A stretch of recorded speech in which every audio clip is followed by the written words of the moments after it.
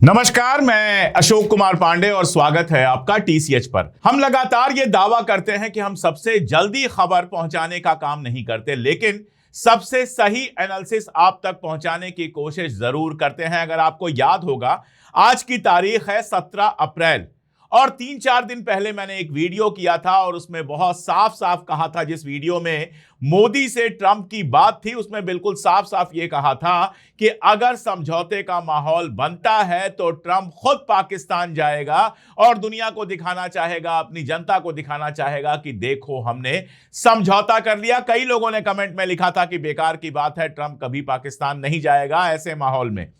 और देखिए, कल डोनाल्ड ट्रंप ने खुद कहा है, फॉक्स न्यूज से बातचीत में खुद कहा है कि अगर समझौता फाइनल होता है तो मैं पाकिस्तान जाऊंगा। और यह तय मानिए कि अगर समझौता होता है तो ट्रंप खुद जाएगा वहां पर, ईरान से पेजेश्कियान जाएंगे और वहां पर खड़े होकर दोनों हाथ मिलाएंगे और दुनिया को यह दिखाया जाएगा कि देखो ट्रंप ने कैसे समझौता करा दिया। और ट्रंप इस समझौते के लिए झुकता हुआ लगातार नजर आ रहा है। कल जो हुआ है, लेबनान में 10 दिन का सीज फायर जो हुआ है, और यह बेहद मजेदार सीज फायर था। आपको पता है, वाशिंगटन में लेबनान और इजराइल के बीच में सीधी बातचीत हुई थी, लेकिन कहीं ये लोग पहुंच नहीं पाए थे क्योंकि इजराइल की जो मांगे थी वो बेहद खतरनाक मांगे थी। 3 जोन में लेबनान को बांटने का वो दुनिया भर की मांगे थी। वो एक तरह से गुलाम करने की मांग थी, इसीलिए लेबनान तैयार नहीं हो रहा था। और जब यह कहा गया कि इजराइल के प्रधानमंत्री से सीधी मुलाकात हो जोसेफ ऑन की, जो लेबनान के प्रधानमंत्री हैं, तो कहा यह जा रहा है कि जोसेफ ऑन ने मना कर दिया था नेतन्याहू से मिलने के लिए। कल अचानक ट्रंप यह घोषणा करता है कि लेबनान और इजराइल के बीच में 10 दिनों का सीज फायर हो गया है, समझौता हो गया है। यह ऐसी घोषणा थी जिसके बारे में नेतन्याहू को भी पता नहीं था, नेतन्याहू को बताया भी नहीं गया और उसके ऊपर यह ऑर्डर लाद दिया गया कि 10 दिन तक तुम कोई लड़ाई नहीं करोगे लेबनान के साथ, और उसके बाद सीज फायर को और बढ़ाया भी जाएगा। आप यह समझिए कि इजराइल के अंदर इस बात को लेकर गुस्सा है और नेतन्याहू के समझ में नहीं आ रहा है कि इसको स्पिन कैसे करे, इसको अपनी जीत कैसे बताए। क्योंकि इंटरनेशनल मीडिया में यही दिखाया गया कि लेबनान में तो जीतता हुआ चला जा रहा है नेतन्याहू, लेकिन हकीकत यह है कि हिजबुल्लाह ने जिस तरह से नॉर्दर्न इजराइल में लगातार अटैक किया है, नेतन्याहू ने कभी सोचा भी नहीं था कि इतनी ताकत बची हुई है। ढेर सारे सैनिक इजराइल के मारे गए हैं, लोग अपने घरों से गायब हैं, घर छोड़कर भागे हुए हैं, और नॉर्दर्न इजराइल में लगातार मिसाइलें और रॉकेट्स बरसे हैं। तो इजरायली चाहते थे कि एक जंग जो है लेबनान के साथ कम से कम जीत ली जाए, और इस बीच में सीधे सीधे सीज फायर की घोषणा वो भी ट्रंप ने अपने तौर पर कर दी, वहां पर खड़े होकर ईरान की शर्त मानने के लिए। हिजबुल्लाह के जो एक एमपी हैं जिनका नाम है इब्राहिम मुसावी, उनका बयान आया और उन्होंने कहा कि ये जो सीज फायर की बात मानी गई है ये ईरान के कहने पर मानी गई है और हम इस सीज फायर का पालन करेंगे बशर्ते इजराइल भी सीज फायर का पालन करे। अगर इजराइल सीज फायर तोड़ेगा तो हिजबुल्लाह दोबारा से हमले करेगा। ये बात बिल्कुल साफ है कि ईरान ने जो पहली शर्त रखी थी कि ईरान वाला जो सीज फायर है वो लेबनान में भी लागू कराया जाए, लेबनान पर इजराइल हमले करना बंद करे, ये शर्त ट्रंप ने मान ली है। दरअसल इसके पीछे कहानी है। ईरान ने बहुत क्लियर मैसेजिंग की थी, बहुत क्लियर मैसेज पहुंचाया था कि बहुत तमाशा हो गया, बेरूत पर हमला हो गया, बाकी जगहों पर हमला हो गया, बहुत तमाशा हो गया, और अगर लेबनान पर और हमले जारी रखेंगे ये लोग तो इजराइल के ऊपर ईरान सीधा हमला करेगा, वार को रिज्यूम कर लेगा। अमेरिकन बेसिस पर हमला नहीं करेगा, अमेरिका के साथ सीज फायर चलेगा, लेकिन इजराइल के साथ सीज फायर नहीं चलेगा और इजराइल पर सीधा अटैक करेगा ईरान।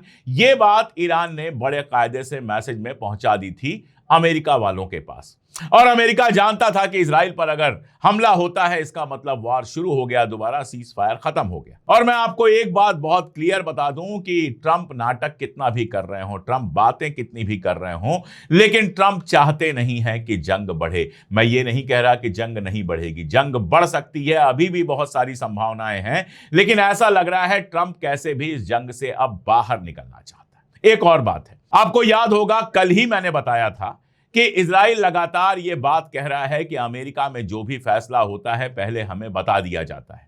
पाकिस्तान में बातचीत चल रही थी और जेडी वांस नेतन्याहू को फोन कर रहा था। ये सब बातें वहां के मीडिया में लगातार कही गई। अमेरिका ने ये वाला फैसला अपने दम पर लेकर बिना इजराइल को शामिल किए, इस फैसले में बिना इजराइल को शामिल किए ये फैसला लेकर इजराइल को उसकी औकात भी बताई है कि ठीक है, तुम्हारे जो लोग हैं वो अमेरिका में बहुत दबदबा बनाए हुए हैं, तुम्हारे जो दो बंदे बातचीत में बैठे हुए हैं, वो चाहे वो कुशनर हो चाहे विटकॉफ हो, ये लगातार बातचीत को फेल करने के लिए काम कर रहे हैं। ये सब ठीक है, लेकिन बॉस डोनाल्ड ट्रंप है, ये भी बताने की कोशिश की गई है। अब ट्रंप का बासिज्म चलता है या नेतन्याहू फिर से कुछ पलट देता है, सीजफायर तोड़ देता है, कोई नया तमाशा शुरू करता है, ये देखने वाली बात होगी। क्योंकि जंग का रुकना नेतन्याहू के लिए बेहद खतरनाक है। इस जंग के बहाने ही कोर्ट में जो उसके खिलाफ केस चल रहा था उसकी सुनवाई टलवाई गई थी, और अब जब जंग खत्म हो गई है, फिलहाल के लिए सीजफायर हो गया है, तो सुप्रीम कोर्ट एक बार फिर से उसको कोर्ट में बुलवाएगा। एक और फैक्ट है जिसको समझना बेहद जरूरी है, जिसके बिना बात अधूरी रह जाएगी, जिस पर अक्सर लोगों का ध्यान नहीं जाता। सऊदी अरबिया को आप बहुत गौर से देखिए, और एक बात मैं बोल दूं कि जब भी एनालिसिस कीजिए मिडिल ईस्ट की, तो सऊदी अरबिया और यूएई को एक साथ मत रखिए। हालांकि यूएई के भी फॉरेन मिनिस्टर की ईरान के फॉरेन मिनिस्टर से बातचीत हुई थी। अब यह बातचीत क्यों हुई थी इस पर आगे बात कर लेंगे, लेकिन अभी सऊदी अरबिया की बात मैं कर रहा हूं। सऊदी अरबिया ने बहुत सीधे सीधे एक रुख अपनाया हुआ है, और वो रुख ये है कि जंग खत्म हो और होर्मुज खुले। मुझे नहीं पता कि जिस समय जंग चल रही थी उस समय जो वॉल स्ट्रीट जर्नल और दूसरे अखबार ये रिपोर्ट कर रहे थे कि एमबीएस लगातार दबाव बना रहे हैं इस बात का कि सीजफायर ना हो, ईरान पर लगातार हमला होता रहे। मुझे नहीं पता कि यह सच है या फिर वेस्टर्न मीडिया में फैलाया हुआ झूठ, लेकिन जो चीज बहुत साफ दिखाई दे रही है वो ये कि अब एमबीएस बिल्कुल नहीं चाहते हैं, क्राउन प्रिंस जो सऊदी अरबिया के हैं एमबीएस, वो बिल्कुल नहीं चाहते हैं कि जंग दोबारा शुरू हो। वो चाहते हैं कि स्ट्रेट ऑफ होर्मुज जल्दी से जल्दी खुले ताकि सऊदी अरबिया का बिजनेस शुरू हो। और इसीलिए कहा यह जा रहा है, बाकायदा खबर आई है कि उन्होंने एमबीएस ने ट्रंप को सीधा फोन लगाया, सीधी बात की, और उस बात में ट्रंप के ऊपर यह प्रेशर बनाया कि लेबनान में सीजफायर लागू करो ताकि कंप्लीट वार रुकने का, जंग बंदी का एक प्रोसेस शुरू हो सके, ईरान से बातचीत शुरू हो सके। एमबीएस ने कहा कि जब तक लेबनान में जंग जारी रहेगी तब तक ईरान आगे बातचीत के लिए तैयार नहीं होगा। तो एमबीएस अपने लेवल पर जंग रुकवाने के लिए फिलहाल काम कर रहे हैं, ये पक्की सी बात है। ईरान के साथ संपर्क में भी हैं, उनके मिनिस्टर्स की ईरान के मिनिस्टर्स के साथ बातचीत हो रही है। मैंने आपको बताया था कि यूएई के फॉरेन मिनिस्टर ने भी अराक्ची से बातचीत की थी, और इस समय चाइना के जो फॉरेन मिनिस्टर हैं वो भी पहुंचे हुए हैं ईरान में, और उनकी भी अराक्ची के साथ बातचीत चल रही है।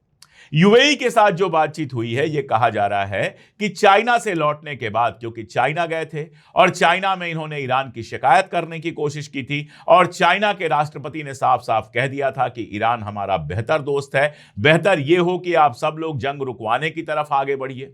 तो यूएई ने जो बात की थी उसके बारे में यह कहा जा रहा है कि शायद यूएई ने यह कहा है कि हम अब इन हमलों में हिस्सा नहीं लेंगे, हम आपके किसी आइलैंड पर हमला नहीं करेंगे, और आप भी प्लीज हमारे जो डिफरेंट लोकेशंस हैं उन पर, खासतौर पर आयल गैस वगैरह की जो फैसिलिटीज हैं उनके ऊपर हमला न कीजिए। अराक्ची की तरफ से क्या कहा गया, जो बताया जा रहा है वो ये कि उन्होंने कहा कि अगर आप अपने बेसिस का इस्तेमाल हमारे ऊपर हमले के लिए नहीं करेंगे तो हम भी कतई आपके बेसिस पर, आपके अलग अलग इलाकों पर हमला नहीं करेंगे। लेकिन ये तो कहने सुनने की बात है। अगर दोबारा जंग शुरू हुई, और क्यों मैं कह रहा हूं कि दोबारा जंग शुरू हो सकती है, कल रात को ट्रंप ने यह घोषणा की कि ईरान इस बात के लिए तैयार हो गया है कि वो न्यूक्लियर बम नहीं बनाएगा। अब देखो, इसमें कोई तैयार होने वाली बात तो है नहीं, ये ठीक है, ट्रंप कह रहा है, अच्छी बात है, उसको भी अपनी जनता को सुनाना है, लेकिन हकीकत यह है कि ईरान ने तो कभी कहा ही नहीं कि वो न्यूक्लियर बम बनाएगा। तो न्यूक्लियर बम ना बनाने के लिए तैयार होने का क्या मतलब है? ईरान तो पहले दिन से कह रहा है कि हमारा जो पूरा न्यूक्लियर प्रोग्राम है वो पीसफुल है, हमने एनपीटी साइन की हुई है, और हम बम बनाएंगे ही नहीं, हमें बनाना ही नहीं है बम।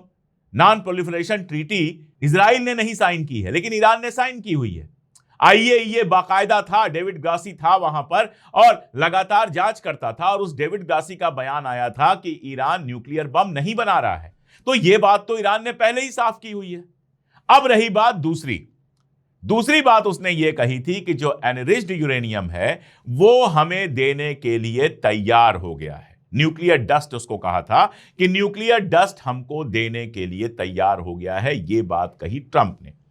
और साथ में एक बयान और आया जिसमें ट्रंप ने कहा कि ईरान ने यूरेनियम ट्रांसफर करने का, वही डस्ट ट्रांसफर करने का वादा किया है और अगर वो ऐसा नहीं करेगा तो जंग दोबारा शुरू हो जाएगी। और ईरान का बयान यह है कि हमने ऐसा कोई वादा किया ही नहीं। तो बातचीत दो मुद्दों पर टिकी हुई है। अभी जब आसिम मुनीर ईरान गए हुए थे और ईरान से वो अमेरिका जा रहे हैं ये मैसेजिंग लेके, जो ईरान ने मैसेज दिया है, इनसाइडर्स ये बता रहे हैं कि ईरान ने मैसेज बहुत क्लियर दिया है कि हम 20 साल तक यूरेनियम एनरिचमेंट रोकने के लिए, मुलतवी करने के लिए तैयार नहीं हैं। हम 5, 7 साल, 8 साल तक रोक सकते हैं। अगर आप सीज फायर कर रहे हैं, परमानेंट ये जंग रोक रहे हैं तो ठीक है, हम भी आगे बढ़ेंगे और 5-7 साल तक तो हम रोक सकते हैं यूरेनियम एनरिचमेंट, लेकिन 20 साल हम नहीं रोकेंगे, नंबर 1। दूसरा, जहां तक न्यूक्लियर डस्ट का या एनरिच्ड यूरेनियम का सवाल है, ईरान ने बहुत क्लियर किया है कि वो उसकी चीज है और वो अमेरिका को नहीं सौंपेगा। इसमें समझौता ये हो सकता है कि किसी थर्ड स्टेट को वो सौंप सकता है। यह हो सकता है कि एनरिच्ड यूरेनियम अगले 5 साल के लिए, 7 साल के लिए रशिया में या चाइना में या ऐसे किसी मुल्क में जिस पर भरोसा करता है ईरान, उसके पास रह सकता है। यहां तक तो ईरान मान सकता है, लेकिन अमेरिका को वो अपना एनरिच्ड यूरेनियम नहीं देगा, यह बात बिल्कुल क्लियर है। वैसे कल मजाक में कई लोगों ने पोस्ट किया था, लेकिन जो डिप्लोमेसी होती है उसमें मजाक भी कई बार सच हो जाता है। और वो ये था कि आसिम मुनीर ये भी तो कह सकते हैं कि यार क्यों एनरिच्ड यूरेनियम की चिंता कर रहे हो, हमारे पास एटॉमिक बम है, कल को हम एक आध दे देंगे अगर तुम्हें जरूरत पड़ी इजराइल के खिलाफ। ये बात मजाक जरूर लग रही है अभी, लेकिन एक बात पर आप ध्यान दीजिए कि एक और प्रोसेस लगातार चल रहा है इजराइल के खिलाफ, और वो प्रोसेस है जो ईरान जंग के पहले भी चल रहा था। तुर्की, इजिप्ट, पाकिस्तान और सऊदी अरबिया के बीच एक समझौता होने की बात है। यानी पाकिस्तान और सऊदी अरबिया के बीच जो समझौता हुआ है उसमें इजिप्ट और तुर्की के शामिल होने की बात लगातार हो रही है। यानी नाटो टाइप का ये एक ऐसा डिफेंस ग्रुप बनेगा जो इजराइल के खिलाफ किसी भी अरब मुल्क में हमला होने पर मदद कर सकता है, या जैसा कि इजराइल का प्लान है कि इसके बाद तुर्की के ऊपर हमला होगा तो उस हमले में ये सारे मुल्क मिलकर इजराइल के खिलाफ हो सकते हैं। इनमें देखिए, पाकिस्तान के पास यूरेनियम है, सऊदी अरबिया के पास पैसा है, तुर्की नाटो का मेंबर है और उसके पास जबरदस्त हथियार और नेवी है, और इजिप्ट के पास भी जबरदस्त सेना है। तो अगर इन 4 मुल्कों का एक ऐसा ग्रुप बनता है, नाटो टाइप का ग्रुप बनता है, जिसमें यह फैसला करते हैं कि हम में से किसी मुल्क पर अगर हमला हुआ तो हम सब मिलकर उसका जवाब देंगे, तो यह इजराइल के लिए बड़ा सरदर्द बनने वाला है। अब ईरान इसमें शामिल होगा कि नहीं, पक्की बात है कि शुरुआत में तो ईरान शामिल नहीं होगा, लेकिन ईरान के साथ भी एक वर्किंग समझौता हो सकता है। चाइना के विदेश मंत्री वहां पर हैं और चाइना इस जंग में ईरान के साथ पूरी तरह से खड़ा रहा है, यह बार बार बताने की जरूरत है नहीं। तो चाइना के विदेश मंत्री, रशिया के विदेश मंत्री लावरोव, जिनका कल जबरदस्त बयान आया है, लगातार बयान आ रहा है, पाकिस्तान के आसिम मुनीर ईरान जाते हैं, ईरान से अमेरिका जाते हैं, पाकिस्तान के शहबाज शरीफ तमाम अरब मुल्कों से बात कर रहे हैं और उसके बाद शायद वो भी अमेरिका जाएंगे। तो प्रोसेस तो चल रहा है कि कैसे भी जंग को रुकवाया जाए। अब इस प्रोसेस में अगर केवल ईरान को दबाने की कोशिश होगी तो कतई सफल नहीं होगा। इसीलिए पहली जो बात मानी गई है वो वाशिंगटन से मानी गई है, अमेरिका ने माना है, और वो ये कि लेबनान के साथ वार बंद करे इजराइल, और वो हो गया है। यानी ईरान की पहली शर्त मान ली गई है। ईरान के सामने ट्रंप एक बार और झुका है, पहली शर्त मान ली है, और ये अपने आप में बड़ी बात है। अब जंग होने के अगर हालात बनते हैं, क्योंकि दिखाई देता है, जो एयर ट्रैकिंग डिवाइस होती है उस पर अगर आप देखेंगे, ये वीडियो के माध्यम से आप देख सकते हैं, तो लगातार अमेरिका से फाइटर जेट्स वगैरह मिडिल ईस्ट में आ रहे हैं, इसमें कोई दो राय नहीं।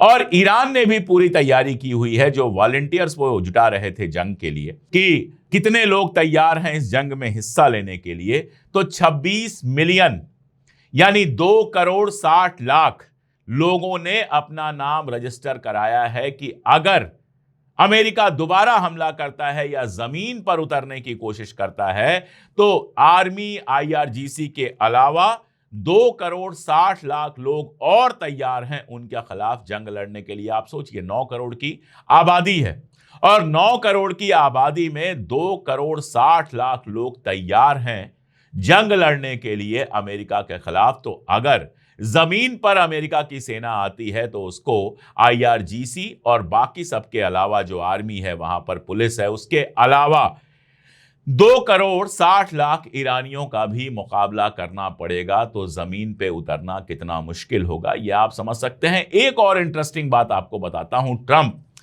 कल तो ईरान की बहुत तारीफ कर रहा था, लेकिन तारीफ करते हुए भी यह दावा करता है कि हमने उनका एयरफोर्स खत्म कर दिया है, हमने उनकी नेवी खत्म कर दी है, हमने उनका यह खत्म कर दिया है, वो खत्म कर दिया है। एक तो देखिए ईरानी अपने मुल्क से किस कदर मोहब्बत करते हैं, इस बात से अंदाजा लगा लीजिए कि जिन पुलों को तोड़ा गया था उन पुलों को 3-3, 4-4 दिन के अंदर दोबारा तैयार कर दिया गया।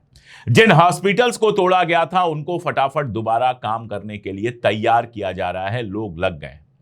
लेकिन जो कहानी सुना रहा हूं वो इससे अलग है। आसिम मुनीर जिस समय पाकिस्तान से आ रहे थे ईरान में, तो उन्होंने ईरान से कहा कि हमें 2 फाइटर जेट्स की परमिशन दीजिए जो मेरे दाएं बाएं चलेंगे कि अगर कोई हमला होता है तो वो उसका मुकाबला कर लें। ईरान ने कहा कि नहीं, आपको हम परमिशन नहीं देंगे अपने 2 फाइटर जेट लाने के लिए, आपको हम 4 फाइटर जेट्स देंगे जो आपको बाकायदा एस्कॉर्ट करके बिल्कुल सेफली तेहरान तक ले आएंगे। जो ही आपकी जहाज ईरान की सीमा में घुसेगी, हमारे फाइटर जेट्स आपके साथ हो जाएंगे और वो फाइटर जेट्स आपको तेहरान तक लेकर आएंगे। यानी आसिम मुनीर का जो प्लेन आया है उसको एस्कॉर्ट करने के लिए 4 फाइटर जेट भेजे हैं ईरान ने।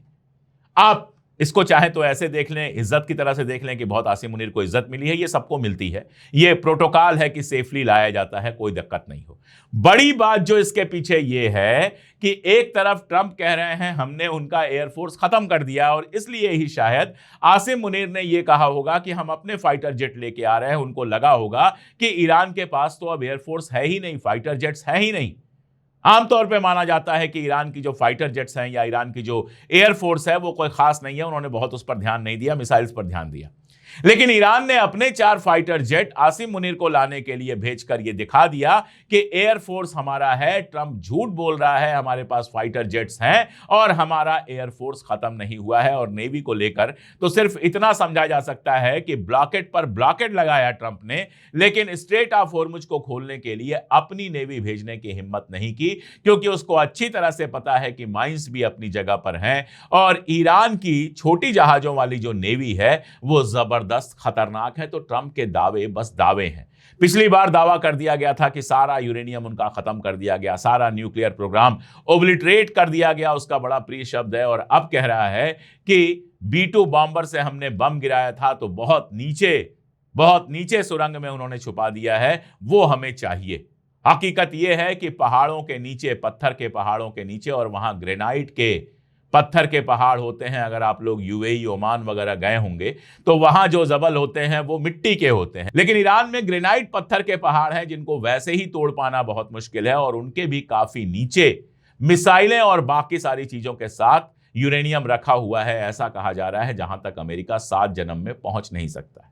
तो जंग में जो नहीं पा सके, जंग में यूरेनियम नहीं हासिल कर सके, मैंने आपको बहुत विस्तार से बताया था कि ये जो आर्मी इनकी घुसी थी, जो एयरफोर्स इनकी घुसी थी ईरान के अंदर, वो किसी को रेस्क्यू करने के लिए नहीं घुसी थी, वो बेसिकली यूरेनियम चुराने के लिए घुसी थी। और उसके कई जहाज टूटे, कई जहाजों पर हमला हुआ और उनको दुम दबाकर वहां से भागना पड़ा। तो जो जंग में आप हासिल नहीं कर सके यूरेनियम चुराना, वो आप बातचीत के टेबल पर हासिल करना चाहते हैं, वो भी ईरानियों से, जिनके बारे में ट्रंप पहले ही कह चुका है कि ईरानी कोई जंग नहीं जीतते लेकिन बातचीत की टेबल पर कभी नहीं हारते। तो इस बार तो उन्होंने जंग भी जीती है। आप कैसे ये उम्मीद कर सकते हैं कि बातचीत के टेबल पर वो हार जाएंगे? तो अभी फिलहाल ये माहौल है कि बातचीत की पूरी संभावना बनी हुई है। नंबर 1, लेबनान में जो सीज फायर लागू हुआ है वो सिर्फ इसलिए कि ईरान की पहली शर्त माननी थी, वो मान ली गई।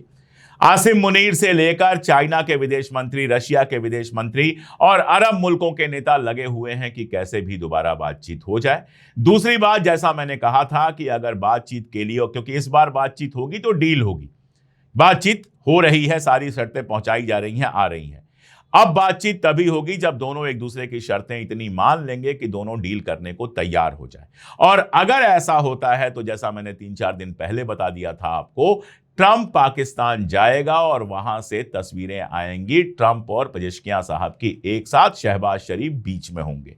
या यह बातचीत नहीं होगी और एक बार फिर से अमेरिका ईरान पर हमला करेगा और ईरान में 2.5-3 करोड़ लोग तैयार बैठे हुए हैं अमेरिका के हमले का मुकाबला करने के लिए। और अगर ईरान के पावर प्लांट्स वगैरह पर हमला हुआ तो ईरान पलट कर तबाह कर देगा पूरे मिडिल ईस्ट को, अमेरिकन बेसेस को और इजराइल को भी। हम तो यही चाहेंगे कि दूसरा ऑप्शन ना हो, ट्रंप का दिमाग काम करे, जैसे लेबनान में सीज फायर की शर्त मानी है और भी कुछ शर्तें माने, ईरान भी कुछ शर्तें मानेगा ही और जल्दी से जल्दी जंग खत्म हो। आज के लिए इतना ही, बहुत शुक्रिया।